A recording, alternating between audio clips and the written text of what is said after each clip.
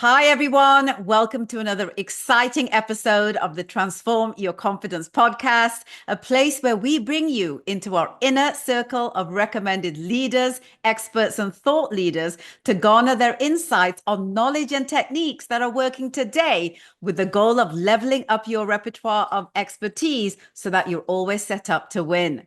Before we begin, I want to remind you to subscribe to our YouTube channel at the Open Chess Confidence Academy to view all video versions of our show. I also want you to search Transform Your Confidence wherever you receive your audio podcasts so you never miss an episode when we launch them every second and fourth Thursday of the month. In today's show, we will be focusing on branding and marketing with the theme being the first, the best, or the only. How to build a brand that attracts the right customers every single time. My guest today is the dynamic Isabelle Mercier, a two-time TEDx speaker with over 4 million views. She is a branding and marketing expert, thought leader, and keynote speaker who has worked with big name legacy brands like Rogers, HSBC Bank, A&W, and IMAX, to name a few. I cannot think of anyone more fitting to pick the brain of to see what's working in today's unpredictable economic climate. Please welcome to the show, Isabel. Super happy to finally have you on. Well, I love your energy. I'm totally thrilled to be here. Thank you. And it is an important conversation to have, because the world is changing fast, and being able to offer what you offer, what each of you offer, in a way that people go, where have you been all my life? That's a conversation worth having in my book. Absolutely, Isabel. So let's just jump right in. For anyone who hasn't yet met you, first of all, please share where it is that we can send them right off the top, because I love what you're about. Well, thank you. My website to begin with, leapzonestrategies.com. There's 2 TEDx talks that are on the website, and I have a variety of different online programs, Build to Rock being one of them, the Speaker's Edge being another, and they're all geared towards really helping with confidence. But I'm also on social media channels, and I'm very active as well. I do answer questions and all of that, because that's part of my brand. Absolutely. And Isabel, on social, how do people find you? Is it your name? Is it your brand name? It is sometimes on LinkedIn. It is my name, Isabelle Mercier Turcotte, but mainly on all channels, it's mainly Leap Zone or Leap Zone Strategies. Thank you for the clarification. Absolutely. So let's set the scene for everyone, Isabel. Can you share your story as to how you became one of today's preeminent experts in branding, marketing, and positioning? Let's tell that story before we get into anything else. Well, tell you what, weirdly enough, my career started at about 9 years old. My dad is in radio, advertising, and television. My mom in hair, her whole life. And so in my household, ask and you shall receive didn't exist. In my house, it was better pitch smartly to be even considered, so there I was at 9 years old. I couldn't just say, Mom, Dad, I don't want to swim anymore twice a week. I want to go dance 4 times a week. I had to pitch it smartly, and it had to make life better for everybody. It could not just be what was in it for me. So as you can imagine, going from 2 extracurricular to 4 a week, obviously there's more money involved. There's more taxiing involved for the moms out there, for the parents out there. And so I had to think about everything smartly up front. So the difference in money, I said to them, I actually have 3 new babysitting clients, which I'll pay the difference. And taxiing, we go from 2 to 4, but you'll go from 2 to 0 because my friend Genevieve's mom is committing to doing all the taxiing. So if I heard, and for all the parents out there, if there's if you hear we'll see, what does that mean? It's a delayed no, right? It's a I want to say no to you, but I don't want to deal with the tantrum right now. But that's the thing, is when my parents said we'll see, I knew I missed something. But when they looked at each other and went, basically, where do I sign on the dotted line? I knew that I had taken care of all aspects and everybody was winning in this equation, which we'll see. That happens every day in business. We'll see means I'm not convinced. I'm not sure. You haven't hit the nail on the head for me yet, right? And so, but that's basically how my career started, because I was put in this situation of, you better pitch smartly to make sure that it makes sense, to make sure that my parents would say, we would be ridiculous not to say yes. And then, of course, I grew from there, and I'm basically able to help myself, but others pitch pretty much anything. And of course, I only work with people who are doing amazing things in the world, because that gift could be used in a variety of different ways, but I choose to use it for the better, of course. I love that. So how did you parlay that like initial skill that your parents taught you without knowing that they were teaching you into a career? Like, where did that bridge come for you?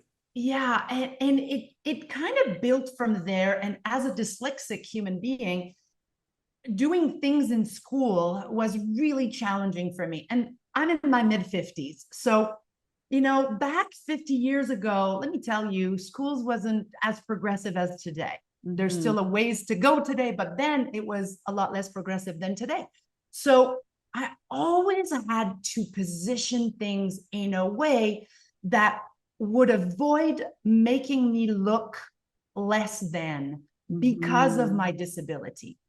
And it just grew from there. And of course, as I started my career at building a branding agency, and it was on the visual design side of the branding agency.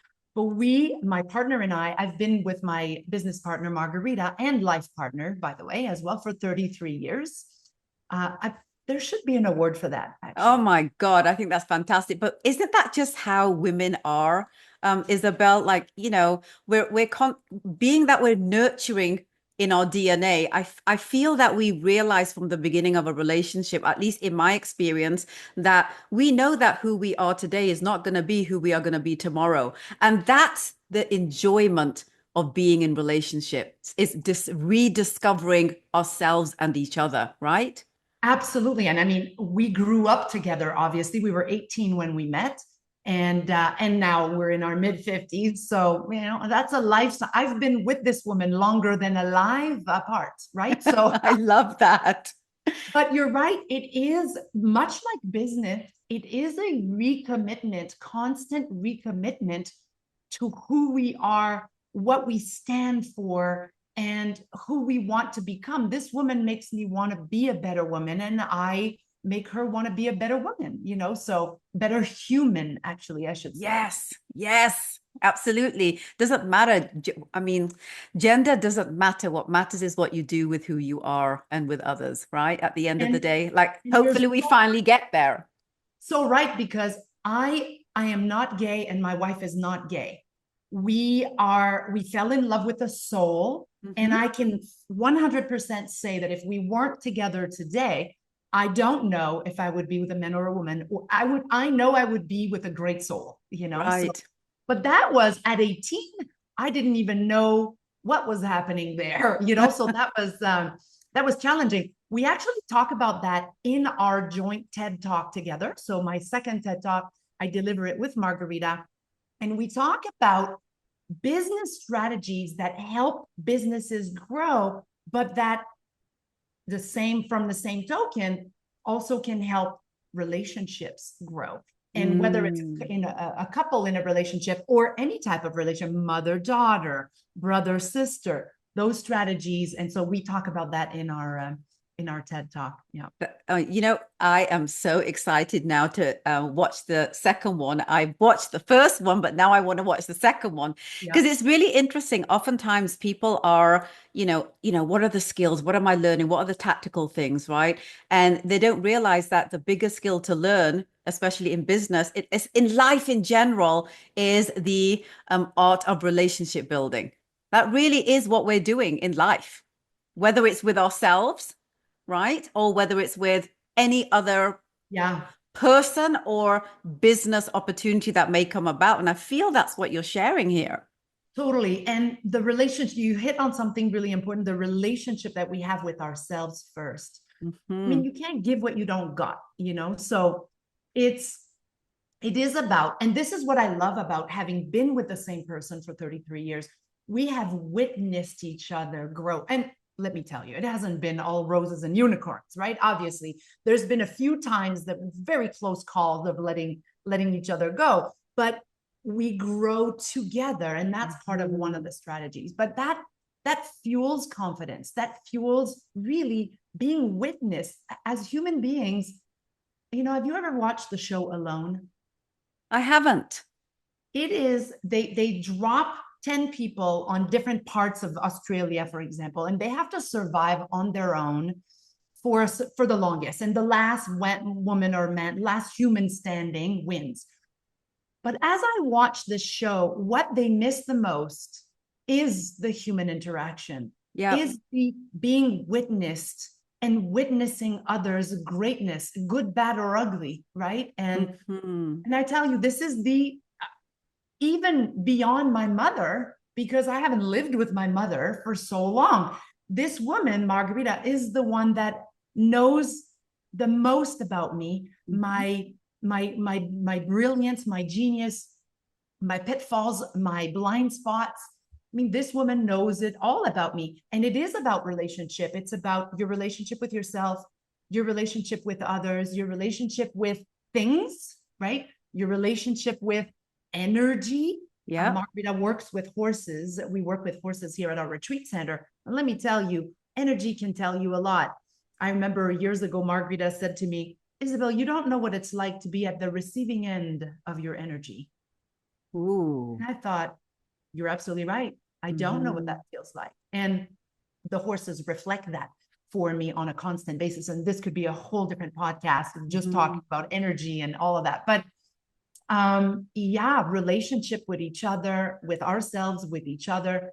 And basically, business is about making life better. It's about solving problems that others haven't solved or haven't solved the way you would like to solve them. And that is part of a relationship, of course. Yeah, absolutely. I love that answer. And it actually just, brings me to another question I want to ask you, Isabel. Can you share some highlights from your career looking back? Maybe there's just one thing that comes to mind where, some of what you're saying has really stood out as a success story for you. Now, this could be a client thing. This could be a personal thing. I have a couple of things that come to mind for sure. One that links directly with confidence. I was asked to propose on a big project with a company that said to me firsthand, we do not have a budget. We don't have a budget. We have so little money to do this project. Can you help us? And instead of having the confidence to ask, what is the budget? I assumed, and I reflected, not reflected. What's the word I'm looking for? Projected. I projected my limitation and my understanding of what is a small budget for me, as opposed to having the confidence of saying, all right, let's talk about budget. Let's talk about what is a small budget to you. And by shying away from going in that corner of the relationship, I lowballed, because I was like, oh my God, I want to have this project, but they've said it 1,000 times that they don't have any budget.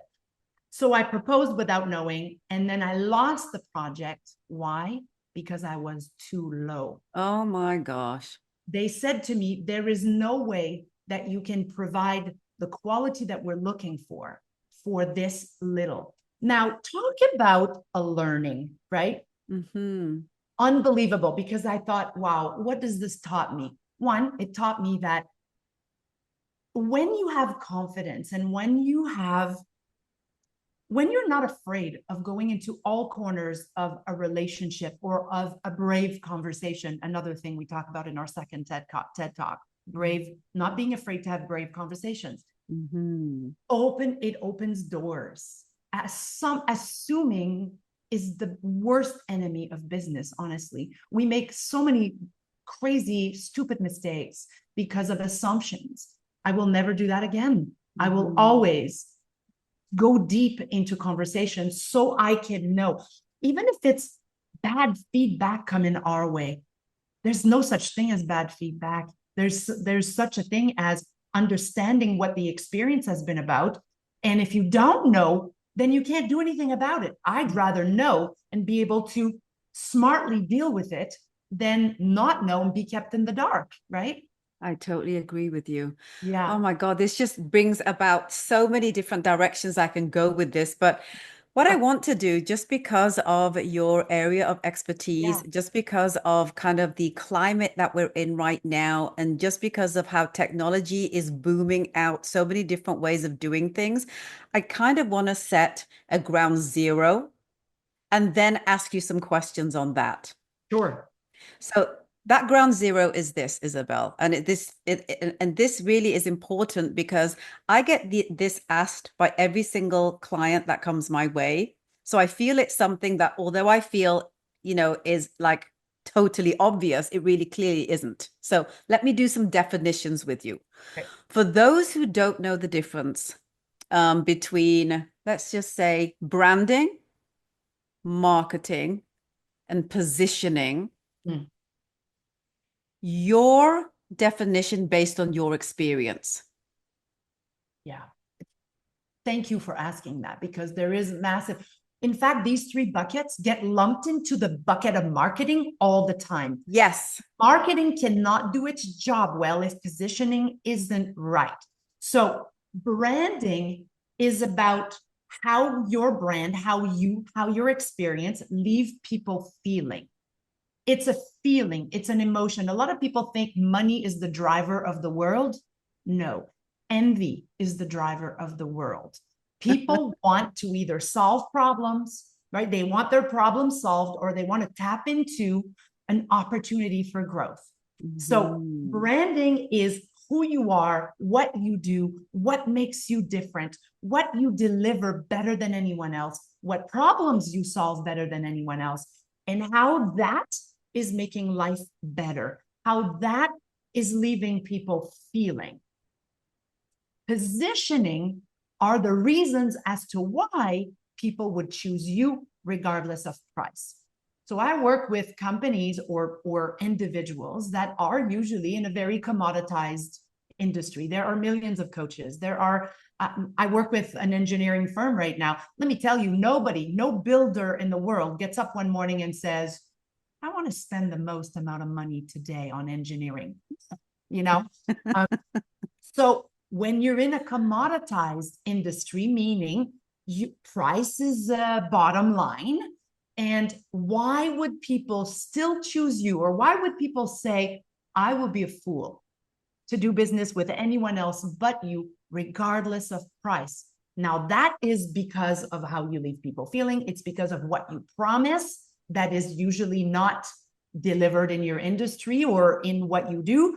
And it's also your X factor. It includes the tipping point that gets people to go, where the hell have you been all my life? And when people say, when I work with clients, they eventually say to me, my clients ask me if I've bugged their house. I'm like, good, because that's what you want. You want clients to go, oh my God, I feel like you're speaking. I feel like you heard my conversation at dinner last night. That means you're really understanding what biggest top of mind problems your clients experience. And others have promised to solve the same thing, but they're not solving it. So you're solving it better. And the X factor is the reason as to why they would choose you. Now, marketing. If I could remove the word marketing from the dictionary, Raj, I would. I agree with you. You know what I would replace it with? I would replace it with, which conversation do you want to be the leader of? It's about leading, being the leader of a certain a certain kind of conversation. And it's about educating and making life better in your educational based marketing, which is the most economical and most powerful way of marketing, by the way. But it's deciding what you want to, which conversation do you want to lead and why? And then being out there, saying it like it is. I was with a client not too long ago in Montreal, and I've had to say to them, you can't stand out and blend in at the same time, because in order to stand out, you need to take a stand. If you are not clear about what you stand for, you'll stand for anything. And being the leader of a conversation means you're clear about the stand that you take, and you're clear that you are going to piss certain people off. Yeah. If you don't piss someone off at some point, it means you're not innovating, right? So branding is about how you want to leave people feeling. Positioning are the reasons as to why people are choosing you instead of someone else. And marketing is the actions you take to be the leader of that conversation. And if people say to me, Isabel, can you help me spread the word? That's a marketing question. My answer is, of course I can. What is the word to be spread? That is a brand positioning question. You know what I mean? You are speaking to me, sister. I love everything about this. So let me then take this into a situation. So generally speaking, when would one incorporate branding or marketing or positioning in their client acquisition journey? So perhaps you can share the order in which to incorporate each of these with what the desired goal for each would be, because that's the other thing people don't know, which one comes first, second, and third, and how to leverage that order. Yeah. And most people go into, okay, I need a website, I need a brochure, I need something visual. And of course, the visual is important. Is a logo important to a brand? Well, of course, without a logo, a logo is a visual reminder if people should trust you or like you, right? But people go to the surface, either they need a campaign or something, or SEO. Oh my God, I have a client that spends a lot of money on SEO, but SEO is designed, and I will answer this more succinctly in a moment. Yeah. SEO is designed to bring a lot more people, eyeballs, right? Like people to your website. But if your website isn't designed to capture and create action, you are throwing your money in the garbage. So marketing is the last equation. First, you need to understand what your brand does, what it does better than anyone else. And so branding and positioning go hand in hand. And you can jump to the design and the campaign, but that is very short-lived. It has no substance, and you're going to look good for a while, but people are not going to say yes to you. And if there's 3 quotes side by side, and you're the most expensive out of these 3 quotes, and there's no tangible reasons, compelling reasons as to why they should choose you, it doesn't matter how much marketing you do. If you can't, in the sales conversation, if you don't have clear tipping points that position you as the obvious choice, you're wasting your time and money. I totally agree with you there, Isabel, because the other part of this is your, client, your consumer, your audience, depending on what your goal is, because they're all different things. They've done their research. Like they are informed individuals, right? So if you don't get your part right, all of what you just talked about, then you are going to fall flat on your face, and you are going to waste a lot of money, time, and energy on doing things that actually don't translate over into the goal in mind. So I want to ask you that piece, because oftentimes people don't get the order right. So I just want to kind of emphasize that. And I'll give you an example. When I work with a client on whatever that thing may be, and oftentimes for me, it's like the building of confidence, right? So I look at, why does that person need confidence? Like what do they need it for? Like what is that emotional attachment? What will they gain if they get confidence. And if they don't get confidence, what will they not get? So it's like, how people only look at one side. So to me, it's like, no, you got to look at it all, because what you can get is like a dopamine hit, right? It's like, boom, I get it. Boom, I get it.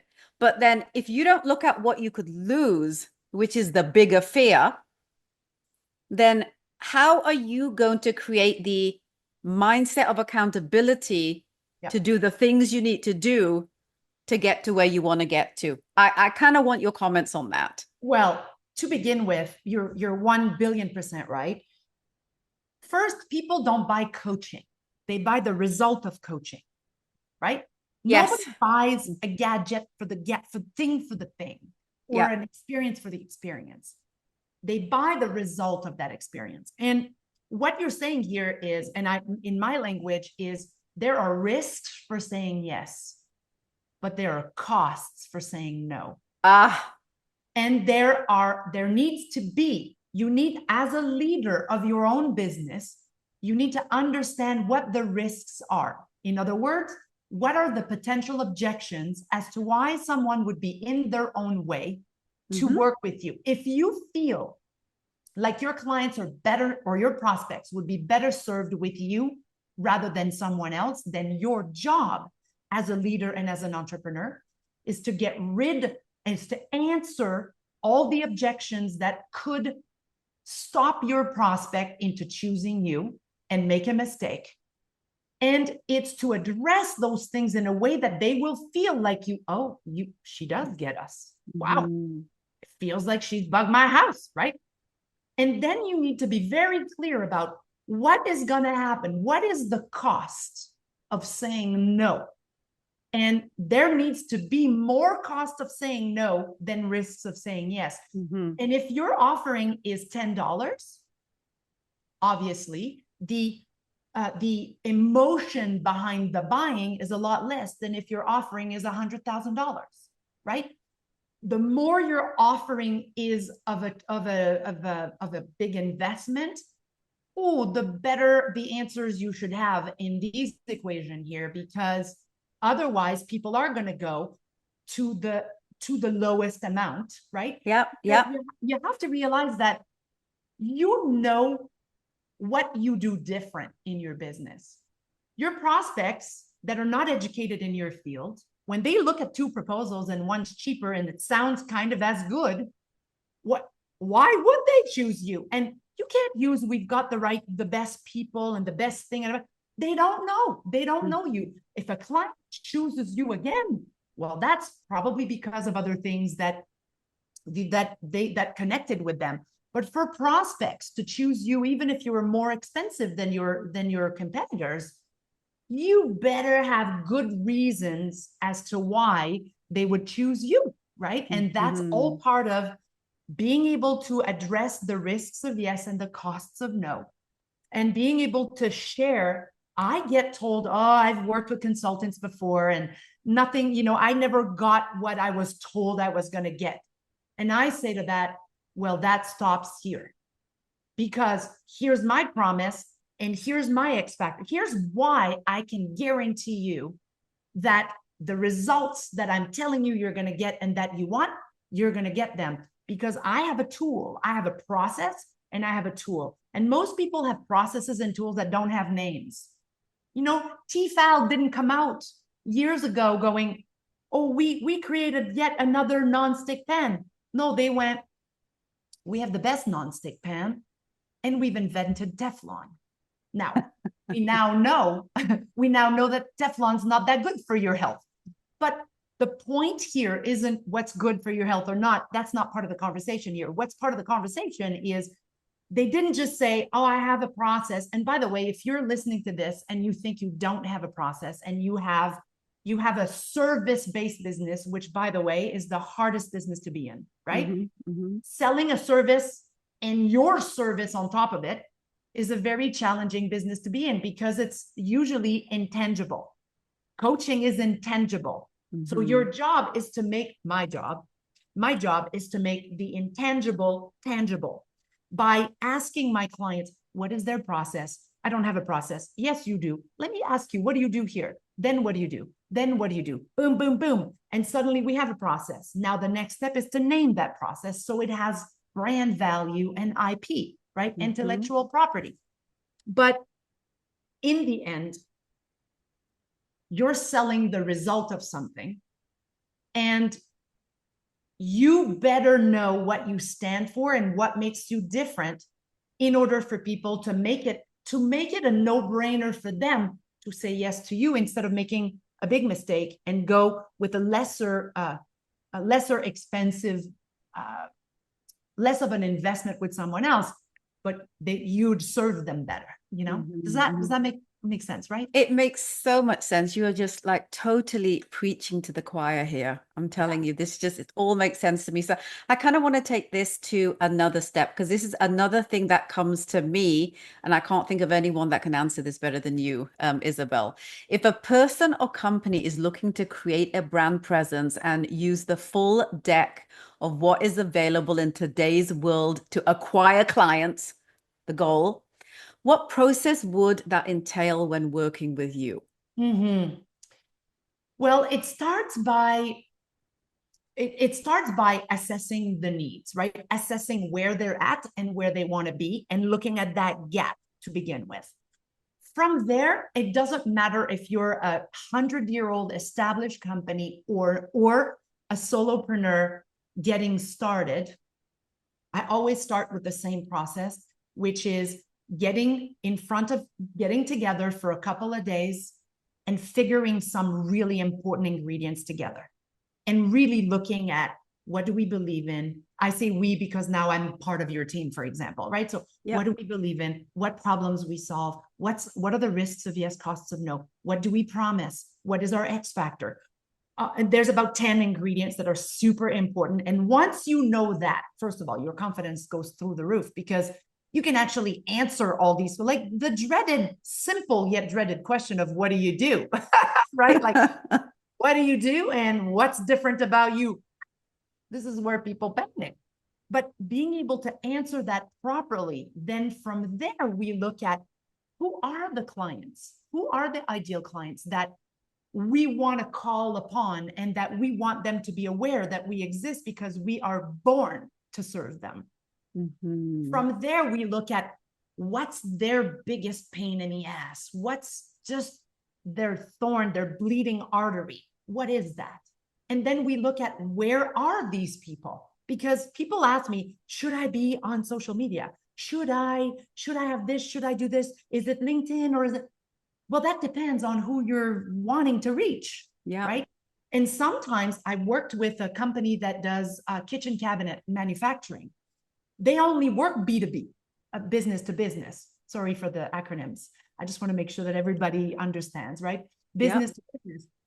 So they didn't want to do billboards and all these things, but I thought, no, we need to do billboards, because your brand isn't known.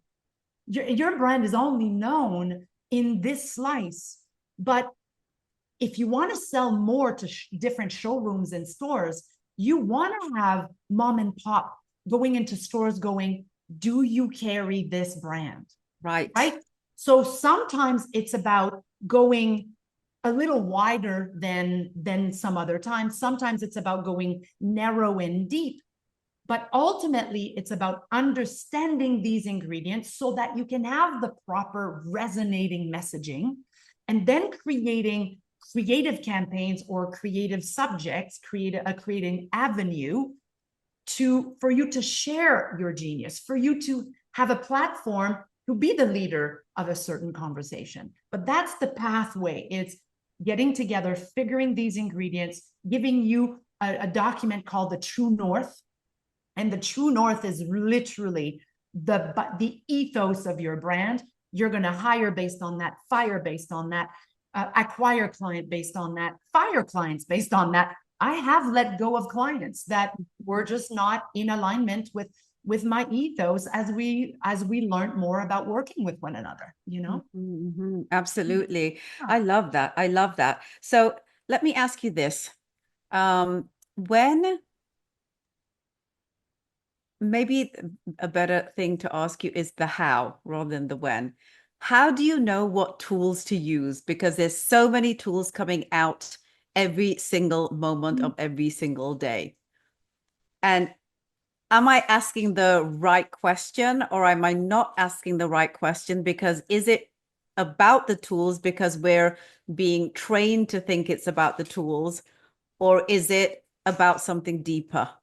Yeah, And it is then about, knowing the connection of what yeah. tools to use. You know what I'm saying, right? Yeah, we first need to understand what we're trying to achieve and by when we want to achieve this, because then we need to kind of work backwards from there. Like any Mhm. project, if you need a brochure, I need to know first, when do you need this by? And is Yeah. there an event that you were like, what is the reason? What's the context around when you need this by? You know, there are things that I do in my work that will take 2 years to pan out in terms of massive results. And there are things that are going to pan out in terms of results tomorrow, right? But it depends on where we're going with all of this. So, based on where we're going and by when we want to be there, then we look at what is the best strategy or best strategies, and what are the best tools to help us effortlessly deliver on that strategy.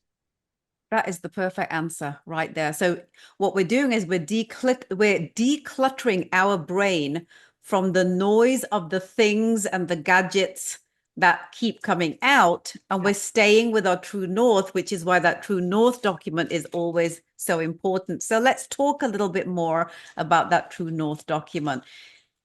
If a client has an existing brand and is looking to either reimagine it or Yep. completely rebrand it due to some sort of a pivot that requires them to go either in a reimagine all the way to a rebrand, what process would you take them through if it's different from creating a brand from scratch?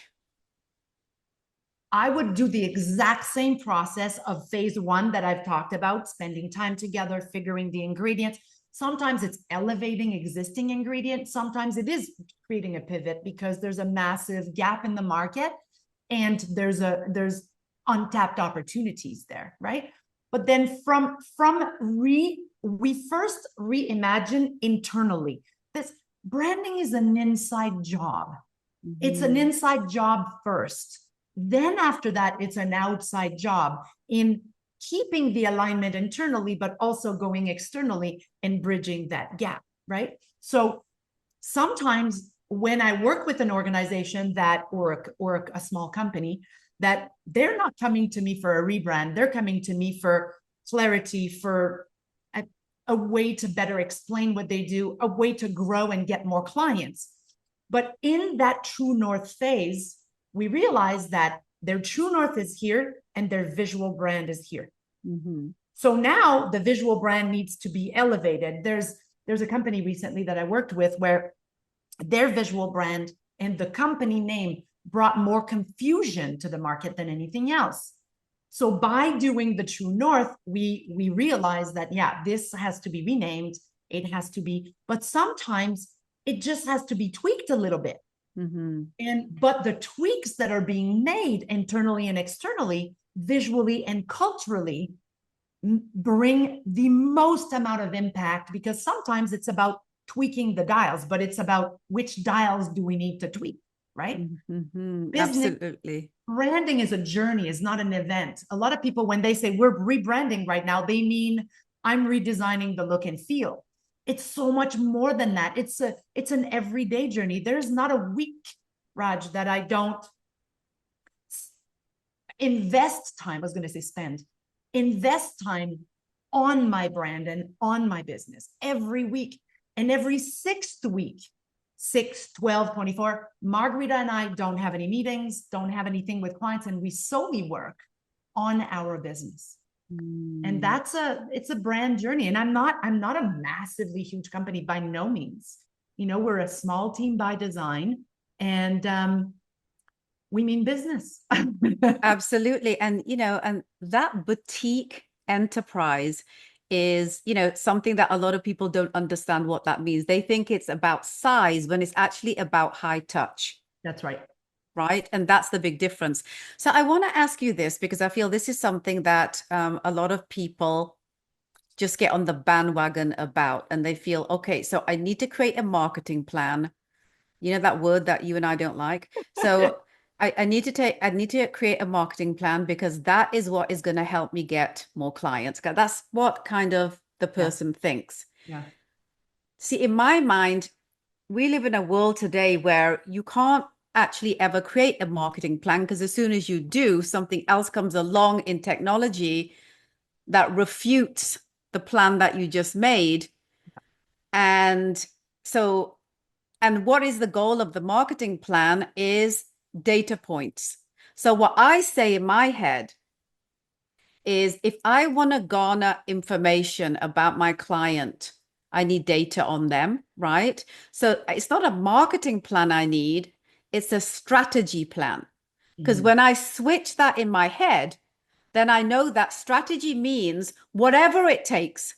So it's not just about the small mind of the marketing, whatever that word may mean to you, but the big wide world of possibilities in terms of strategy. Your comment. You're absolutely right, because it is about first understanding where we're going, by when we want to be there, who we want to be there with in terms of partners, but in terms of collaborators and clients, and most importantly, why. Once we know that, then we need to look at what are the best actions, what are the best strategies, and what are the best actions that we can take, that I can take as an individual if I'm a solopreneur, or that we can take as a team. And by the way, the marketing team in a larger organization, it's not their role to build a brand and build awareness. That's everybody's role, not just the marketing department, right? It's a unifying role.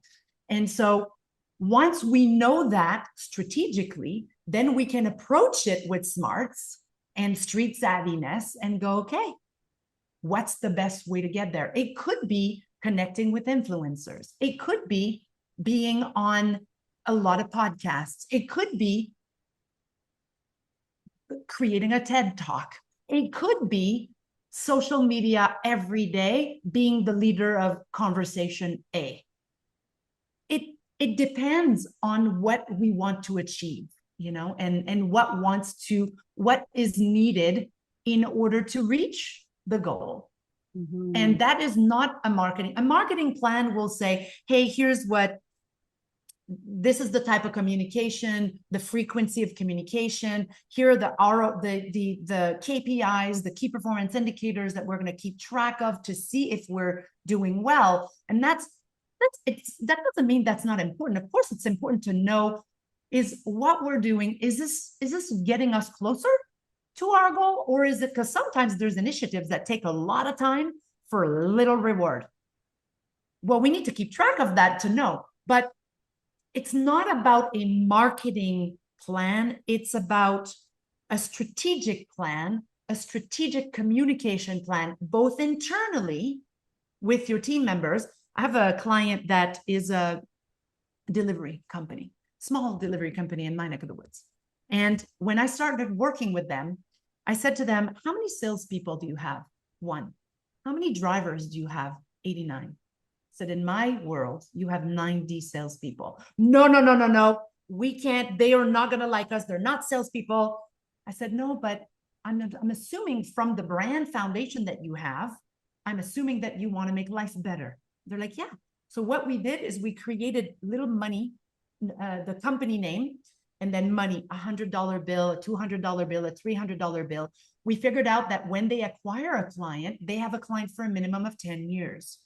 So would you not want to lose a little money up front to gain a client for 10 years?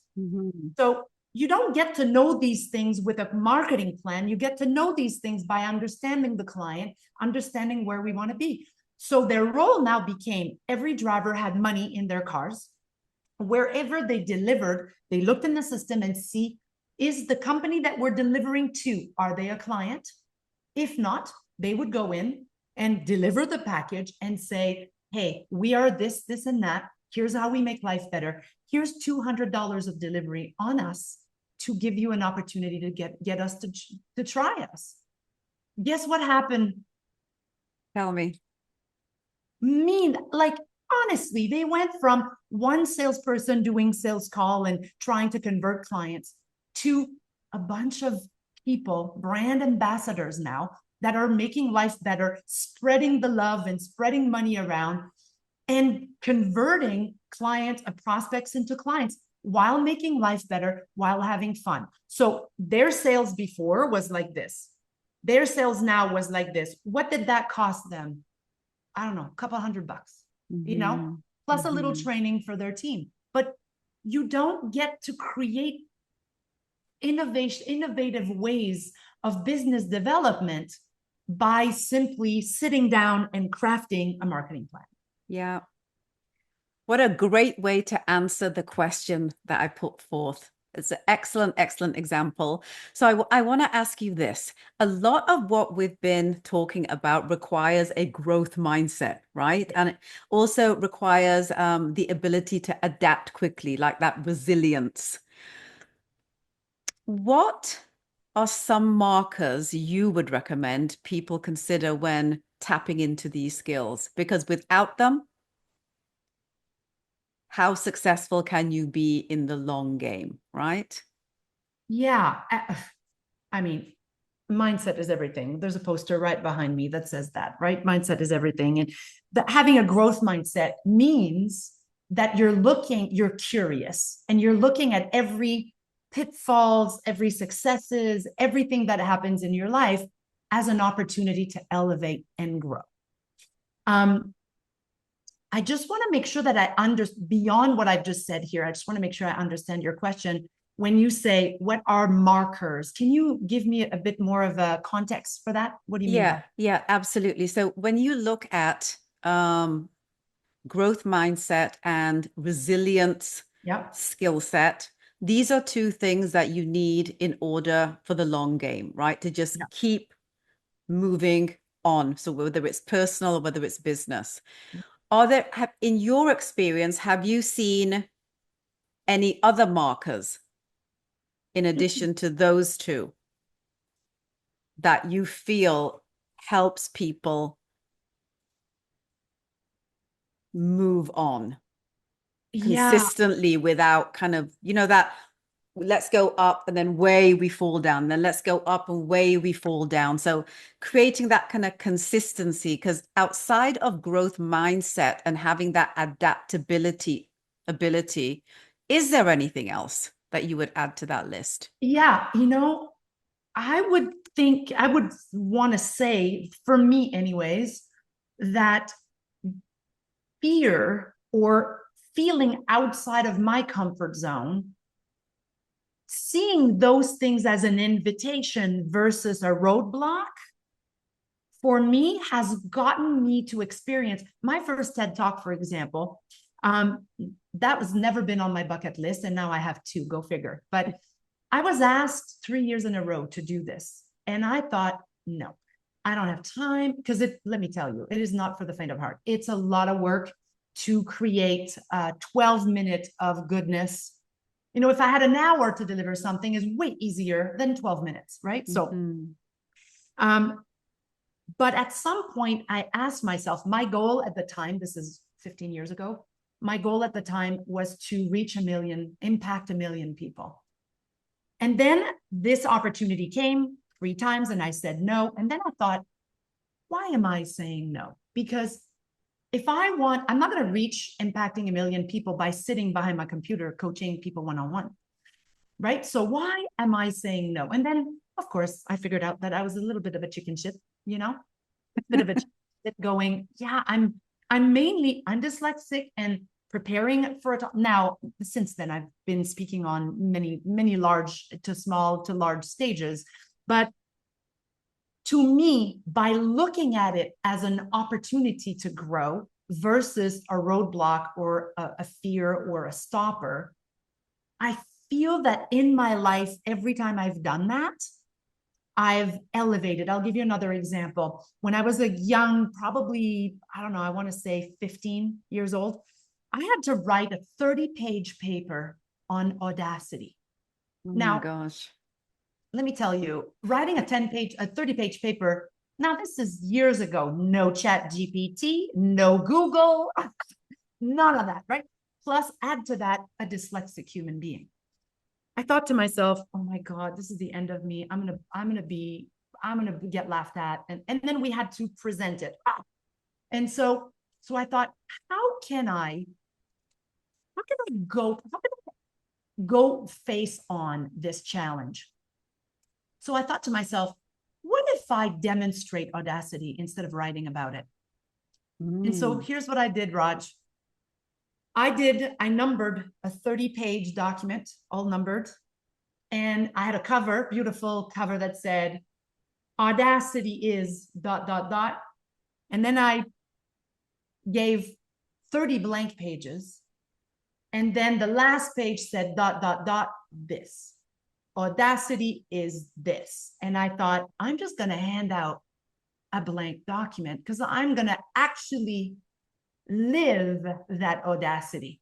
Now, when I got my papers back, obviously there was an F-, an A+, and everything in between. And the teacher, knowing me really well, he knew that I had sweat that one out. And the learning that I had from that, this was no, oh, she was lazy, she did this on the lazy. He knew that I had sweat that out like crazy. Plus, 2 days before it was due, guess what he said to the class? He said, and remember, this paper is worth the totality of your semester. And I thought, oh my God. So I talked to my mom that night. I said, Mom, I think I've screwed it up. I think I literally screwed up my whole semester. Here's a beautiful lesson from my mom about confidence. She said, Isabel, if you were on a diving board 20 feet in the air right now and you were midair, what would you do? Would you commit to your dive or would you do a belly flop? And I thought, no, I would commit to my dive. She's like, this is the day you're on the diving board right now. Your feet are off the diving board. Now it's time to fully commit and live with the consequences of your actions. Own them though. Branding is about owning who you are. It's not just about knowing who you are. It's about owning it. I have a mohawk on my head and I work with small business owners all the way to big corporations who a lot of people say, you can't work with corporations with I have a skull on my shirt. And I go there fully being me. And it works. Why? Because I own it. So when you're able to own the good, the bad, and the ugly, and you're able to learn from it and take fear and hesitation into transform that into curiosity and an invitation to elevate. Who is this situation calling me to become? That's, in my opinion, that mixed with a growth mindset and resilience. I mean, that you can't go wrong with that, you know? Absolutely. So I got to ask you this. What was the grade that he gave you?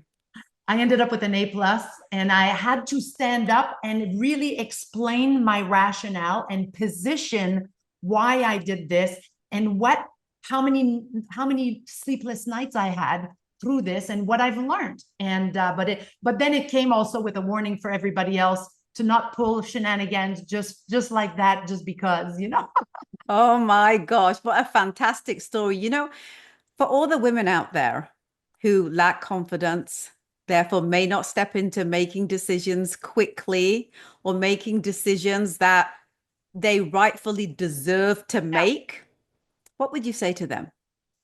You know, people say to me often, Isabel, yeah, but it's easy for you. You were born confident. No, my dear friend. The confidence that I have fluctuates. The confidence, and the more I go outside my comfort zone, and the more, one of the things that why I didn't say yes to a TED Talk initially is because I didn't want to screw up. As a dyslexic person, it's very hard for me to learn a script by heart. I'm doing a little detour there, but it's all connecting. And my biggest fear was to flub in front of thousands of people. Guess what happened on that stage? I flubbed and I did not remember where I was at. And that was over death. Literally, it was flubbing on a TEDx stage, then death. And I flubbed on the TEDx stage. What did that do? it allowed me to see that I dealt with the situation really well. It's taught me to trust myself, that I know what to do.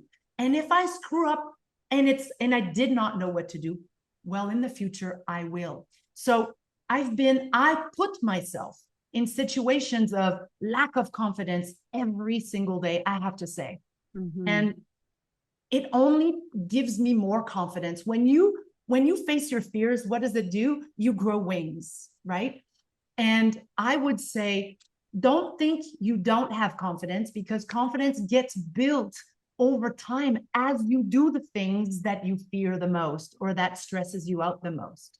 Oh man, you just like, that was the mic drop right there, Isabel. So let me loop us back as we get ready to close off, even though there's so much more that I could ask you. So you're gonna have to re-invite me back, Raj. We're gonna have to continue this conversation. yes, because there's so much more to talk about. Yes. But let me loop us back to the episode's topic, Isabel. Let me just remind everyone that what that is. The first, the best, or the only. How to build a brand that attracts the right customer every single time. I borrowed your tagline there, Isabel, for the title because I thought it was brilliant. Can you explain this and then share how to build a brand that attracts the right customer every single time? Yes. The Holy Grail. Building something, building a brand, of course you want it to be in the right hands, right? And helping the right people. In order for you to do that, you need to think, what can I be the first at? What can I be the best at?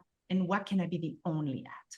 When you mix the three, whether it's a service business that is intangible that you need to make it tangible, the process is the same. What do I stand for? What are the things that I want to solve better than anyone else? What is my brand promise? And a brand promise has to be what your clients want that they don't get. And then when you promise to deliver on that, and then it's about your X factor amongst other ingredients, but these three, the other one is your energetic intention. How do you want your brand to leave people feeling? I, at Leave Zone, my whole team, we want to leave people feeling on fire and unstoppable. Mm-hmm. Do I succeed at that every day? You better believe it. Do I fail at that every day? Yeah. And I know it because I see when I'm not creating that, therefore I can realign, right? So on building your brand, your culture, and your positioning based on first, best, or only, and then spreading the word by being the leader of a certain amount of certain types of conversations.